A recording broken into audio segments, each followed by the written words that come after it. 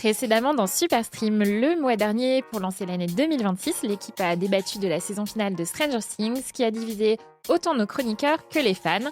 Et puis, l'année a commencé une fois de plus sur une nouvelle victoire de Juliette. Alors que nous réserve la suite? C'est ce que vous allez découvrir dans quelques minutes. Superstream saison 2, épisode 6, c'est tout de suite. Enfin, je préfère la pièce, mais j'aime. Tu défends les faibles et les opprimés. Voilà. C'est pour sortir les anciens dossiers, Laurent. Mais je sais que toi, tu attends House of the Dragon. Je te fais un jingle maison. Superstream. Bonjour à tous, je suis ravie de vous retrouver dans Superstream, le podcast de Téléloisirs consacré au streaming. Alors c'est vrai, le mois dernier, nous avions débattu de la saison finale de Stranger Things qui, bien sûr, n'a pas pu plaire à tout le monde. Voilà, ça avait divisé nos chroniqueurs autour de la table. Et nos chroniqueurs sont de retour ce mois-ci pour parler de nouvelles séries, toujours plus de jeux, de débats, de points de vue. Et aujourd'hui, on va parler du spin-off d'une série qui, elle aussi, a beaucoup fait débat à l'époque, notamment au moment de son final. Et on va parler de cinéma. Pour cela, j'accueille tout de suite Marc Arlin. Hello. Stéphanie Fuseau. Bonjour. Juliette Zrock. Salut. Et Hélène Lille, qui est de retour dans Superstream. Coucou. Bonjour à tous les quatre. Et on va commencer tout de suite par le grand débrief. Je dormais pas, je débriefais. N'importe quoi. De grand format. J'adore les grands formats. Alors, dans la première saison de Superstream, on avait parlé, j'espère que vous en souvenez, de House of the Dragon. Et bien, pour cette deuxième année, on a aussi droit à un spin-off de Game of Thrones, mais cette fois sans les dragons. Voilà, ça s'appelle The Night of the Seven Kingdoms. Ça a démarré sur HBO Max le 19 janvier, avec 6 épisodes assez surprenants qui changent quand même pas mal de ce à quoi l'univers de Game of Thrones nous avait habitués. Là, on est sur l'histoire d'un écuyer, Dunk, un écuyer pas forcément très fut-fut, qui, à la mort du chevalier qu'il servait, décide de prendre sa place au tournoi de chevalier auquel il devait participer. Et en chemin, il fait la connaissance d'un jeune garçon qui va lui aussi devenir son écuyer à son tour. Alors pour commencer, vous allez prendre vos ardoises et vous allez me donner un mot pour décrire cette série. Déjà les ardoises. Eh oui. Alors, un mot pour A Night of the Seven Kingdoms. Attention, on écrit en gros. Ce titre n'est pas long du tout. Hein. Attends, on met pas le titre. Non. Ah. Un mot pour décrire la série. Oula, attendez, mon Il va être mot long est ce trop long. podcast. Eh bien, il est déjà fini. C'est bon, tout le monde a trouvé son mot. Ouais. Allez. On va commencer par Marc qui est de Allez. retour ce mois-ci. Tout à fait, avec plaisir. Eh bien, le mot que j'ai choisi, c'est, vous voyez, modestie. Modestie. C'est original, modestie. Voilà, je pense que c'est ce qui il m'est venu pour cette série parce que je trouve que, alors moi, je précise, je suis même pas niveau écuyer sur le lore Game of Thrones, House of the Dragon, voilà. Je me fais shamer directement par Steph. Safe. Sir Steph. Non, mais vraiment, j'y connais très peu. J'ai vu quelques épisodes de Game of Thrones et ça m'a pas trop passionné. Et j'ai pas vu House of the Dragon. Voilà, donc du coup, je suis un peu le newbie. Mais du coup, je suis un peu le newbie dans cette team. Et en fait, j'ai bien aimé ce côté modeste, justement, de Night of Seven Kingdoms, que je trouve assez touchant par moments, assez calme, en fait, pour une série Game of Thrones. À part un épisode, on va en parler, je pense, qui est assez costaud. Mais pour le reste, voilà, j'ai bien aimé ce côté assez peu de personnages. On s'attache assez vite aux 2 personnages principaux. Ouais.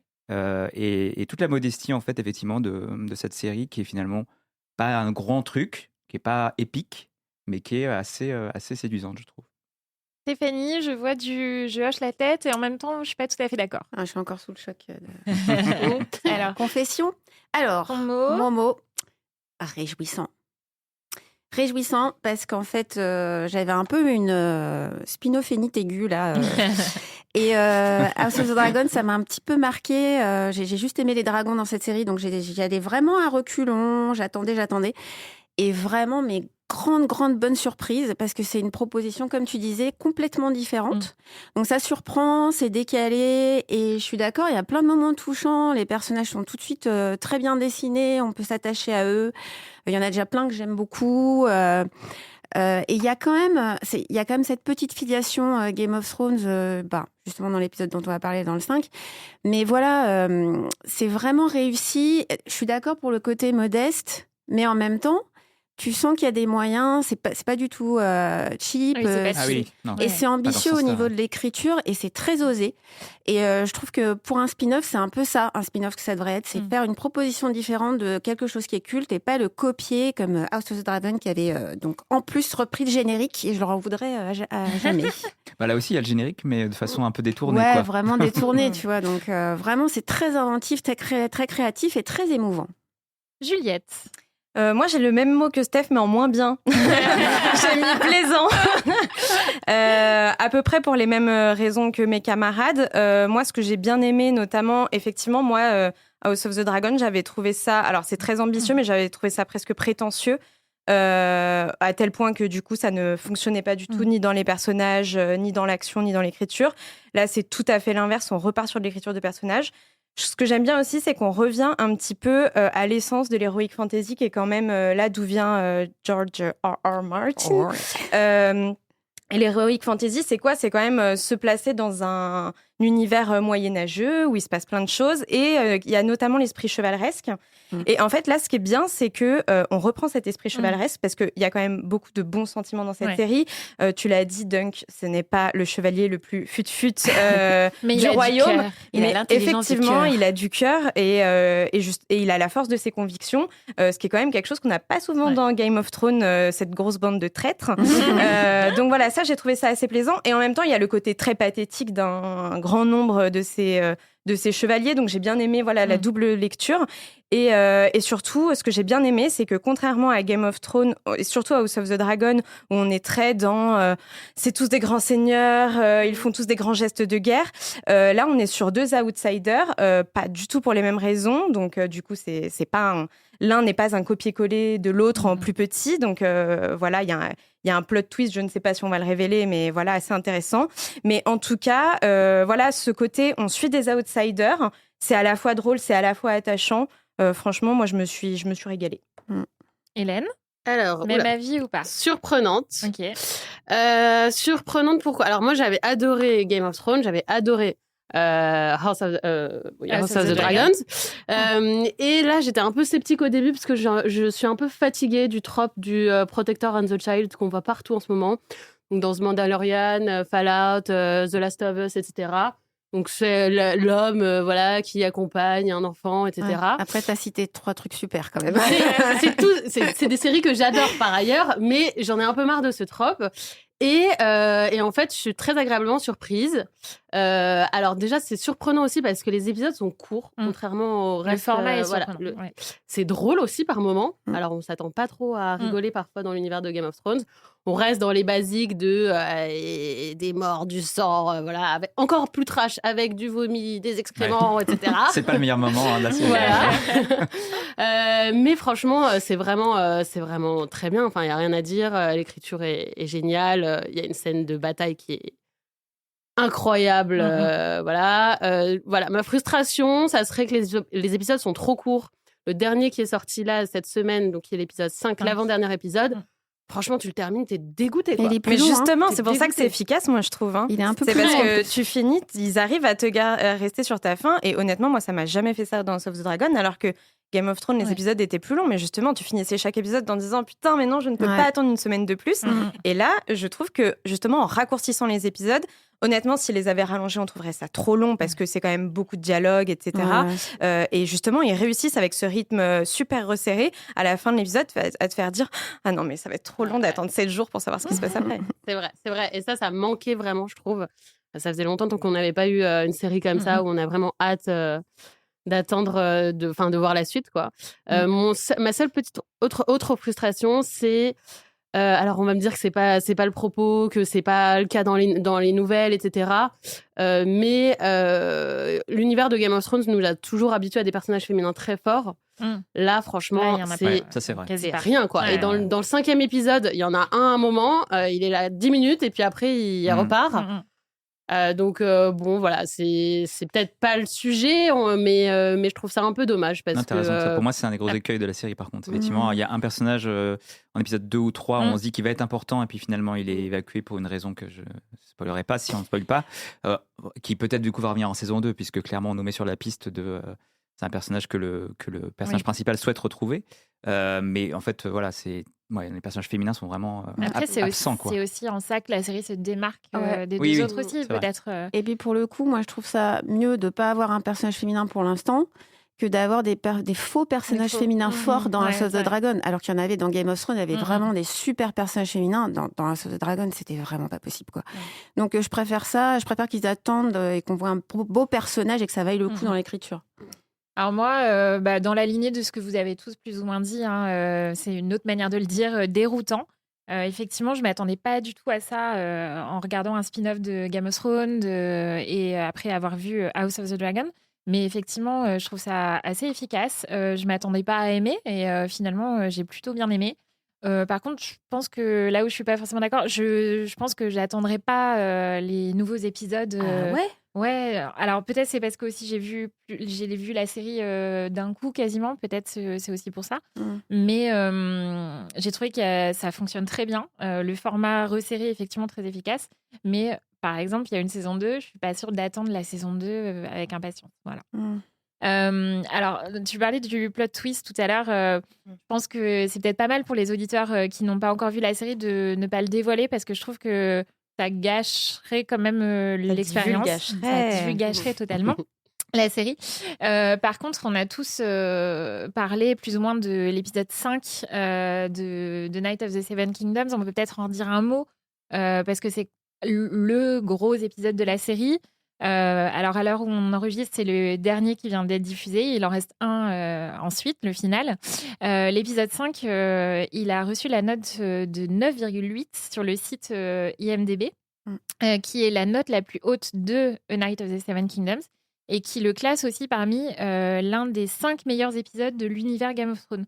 Donc, les 4 premiers, c'est des épisodes de Game of Thrones et le 5e, c'est l'épisode 5 de Night of the Seven Kingdoms. Donc, ça veut aussi dire quelque chose, je trouve, parce que c'est pas une série, c'est pas une série longue, c'est pas une série qui multiplie les épisodes de bataille, etc. Mais cet épisode-là, clairement, il a vraiment parlé aux gens. Ouais. Mais je crois que c'est pas juste la bataille, c'est aussi qu'il y a un procédé narratif au cœur de l'épisode, qui permet en fait du coup d'éclairer un peu le passé du personnage principal et qui est assez malin. Effectivement, on le voit pas du tout venir. Et bon, et même visuellement, c'est très malin la façon dont c'est fait. Et du coup, voilà, c'est complètement inattendu. Et puis après, effectivement, c'est un épisode qui rentre dans les canons, je pense, de Game of Thrones, où il y a effectivement beaucoup d'action, beaucoup de violence, très épique, voilà. Et en même temps, effectivement, comme disait Steph, la mise en scène sur la scène notamment de bagarre est vraiment assez incroyable, hyper immersive. J'ai vraiment l'impression d'y être, quoi, vraiment. Et à tel point que c'est même limite douloureux, en fait. Vraiment, au bout d'un moment, tu dis arrêtez, là, j'ai même physiquement mal, je me mets à sa place, quoi. Tu vois, je t'avais dit que j'avais regretté de l'avoir regardé après le déjeuner. Tout à fait. Mais là, j'ai suivi ton conseil, je l'ai regardé après manger, pas pendant. Il aurait fallu me conseiller ça, parce que moi, j'ai mangé mon pain d'épices devant, je te jure, c'était pas une bonne idée. Mais ce que je trouve bien, c'est que, en fait, dans Game of Thrones, ce que j'aimais, c'était que les batailles, elles étaient belles. Il y avait ce côté épique, mais vraiment des belles scènes de bataille, je sais pas, comme Ridley Scott, il peut en tourner. Ouais, c'est flamboyant. Et là, il y a le côté sale, en fait. C'est-à-dire qu'ils sont dans la boue, on entend les coups de couteau, on voit le truc sous le casque, il y a les respirations, il y a le sang mélangé. Enfin, vraiment, on est dedans et il y a le côté pas très... On voit leur courage, mais il y a le côté sale de la guerre, quoi, que je trouve qui n'est pas du tout mis en avant d'habitude. Donc là, il y a ce double truc. Et effectivement, le procédé narratif, c'est hyper malin parce que déjà, en tant que spectateur, t'es hyper frustré. Tu fais « Ah non !» Tu t'attends à voir la bataille et tout. Et hop, Mais après, c'est super intéressant de voir ce qui s'est passé dans sa jeunesse. Et c'est hyper triste, hyper émouvant. Le petit qui joue Dunk, il est hyper touchant. Les scènes sont... Enfin, ça te cueille, quoi. Donc, vraiment, c'est un petit film en soi. Et la fin est hyper surprenante, quoi. Donc vraiment du début à la fin, ils nous surprennent, ils nous tiennent. C'est un petit long métrage en lui-même, cet épisode. Et tu parles du petit qui joue Dunk jeune. Je pense qu'on peut aussi saluer la performance du petit qui joue Egg. Alors l'acteur s'appelle Dexter Sol-Ensel. Voilà, c'est ça, Dexter Sol-Ensel qui a 11 ans. Formidable. Qui joue super bien aussi. En fait, ce qui est assez fou, c'est que il dégage une maturité. Il a un tout petit corps. Enfin, il a 11 ans, mais je veux dire, c'est un petit gabarit même. Pour 11 ans, c'est un petit gabarit. Voilà, mais il dégage il dégage une espèce de maturité et presque une sagesse. C'est pour ça que rapidement, on se dit qu'il y a anguille sous roche. Oui. Mais et d'un autre côté, il y a quelque chose de très juvénile en lui, de par son physique, de par la position qu'il va reprendre après dans la série. Mais ce que je trouve assez fou, c'est que ils ont une façon. Je sais pas si c'était un travail avec les acteurs qu'ils ont fait en amont ou si c'est la façon de filmer. Mais en fait, lui, c'est un tout petit gabarit, au contraire de l'acteur qui joue Dunk, qui est un immense gabarit. Vraiment, j'ai pas envie qu'il soit sur mes genoux. Et en fait, pourtant, le rapport de force visuel semble assez équilibré quand ils sont l'un par rapport à l'autre. Donc, c'est probablement grâce au charisme que dégage ce jeune garçon. Contrebalancé avec l'excellent jeu de celui qui joue Dunk, qui joue très bien le grand bonnet. Donc voilà. Mais même visuellement, il y a un espèce de rapport de force qui est super équilibré, limite qui parfois s'inverse. Il y a une forme d'ascendant que prend le personnage de Egg sur celui de Dunk, qui est assez fascinant vu la typologie d'acteurs auxquels on fait face, et puis surtout à la base la construction narrative via laquelle ils se rencontrent. Donc ça, pour moi, c'est un vrai tour de force en construction de personnages. T'as raison, ça se retourne. Mais c'est parce qu'il y a beaucoup de tendresse entre les deux aussi, du coup ça équilibre. Ouais, ça fonctionne très bien et je trouve qu'il y a presque un côté Don Quichotte et Sancho Panza, il y a un côté duo un peu picaresque comme ça dans la nature et tout, et ça fonctionne hyper bien. Et pour moi, c'est vraiment le cœur de la série, c'est leur relation à eux, et j'espère que ça va continuer dans la saison 2. A priori, oui, puisque moi j'ai vu le dernier épisode, effectivement, la fin nous laisse penser qu'ils vont continuer à leur bout de chemin. Mais voilà, c'est effectivement, moi, c'est vraiment le cœur de la série. Moi, ça m'intéresse plus à la limite que la relation de Dunk avec son mentor, on va dire, qui revient un peu de temps à autre. Ça aurait pu être moindre, en fait. Il y a juste quelques petites touches et ça suffisait. Voilà, c'est ça. Les premiers épisodes, ça suffisait que ça soit dans les premiers Moi, j'aime bien le épisodes. côté comique vraiment du personnage, parce que là, c'est vraiment un personnage gaguesque. Et du coup, bon, j'aurais préféré pas le voir nu, mais... Moi non plus. Le choix. Il y a des choses que, pour le coup, le côté un peu scatologique. C'est à fond, c'est assumé. Je suis pas trop sûre de comprendre. Voilà, c'était pas forcément nécessaire. Moi, j'aurais pu avoir de l'humour sans ça. Je trouve que ça va dans l'univers cracra aussi. C'est le Moyen-Âge. Oui, on fait popo devant un arbre. C'est le côté sale. C'est le côté sale et tout. Moi, ça m'a Crache pas par terre gênée. tout le temps. Exactement. Celui qui crache, c'est affreux. Mais par rapport à son mentor, moi, ce que je trouve intéressant, en fait, au-delà du côté gaguesque, parce que c'est vrai que quand même, c'est une série qui est drôle et c'est en partie grâce à ça. Je trouve ça aussi intéressant dans le côté, c'était vraiment un chevalier minable. Personne ne se rappelle de lui. Il avait une morale à 2 balles. Mais très humain. Et en fait, il a réussi un peu à créer son antithèse, parce que Dunk en est tout l'inverse. Et en ça, moi, je trouve ça super intéressant qu'on nous montre de façon ponctuelle, par plein de petites scénettes démontrées, à quel point il était minable, mais il a réussi quand même, par le peu d'humanité qui lui restait, à créer quelqu'un qui est son antithèse chevaleresque. Et ça ce que je trouve, moi, ce que je trouve super, c'est que ça reprend l'essence pure de l'univers de Game of Thrones, tout en l'adaptant, la modernisant, etc. On a notamment, je trouve que le personnage de Dunk, alors pour contrebalancer un peu ma frustration sur le manque de personnages féminins forts, je trouve que ça montre une version de la masculinité très très douce, très moderne, soft masculinity, etc. qu'on voit de plus en plus maintenant dans les séries. Mais ça, je trouve ça très intéressant. Enfin voilà, il y a. Et puis surtout, ce que je trouve cool et qui change un peu de l'univers de Game of Thrones, c'est que pour une fois, on parle pas des rois, des gens qui ont le pouvoir, etc. Là, Dunk, c'est vraiment un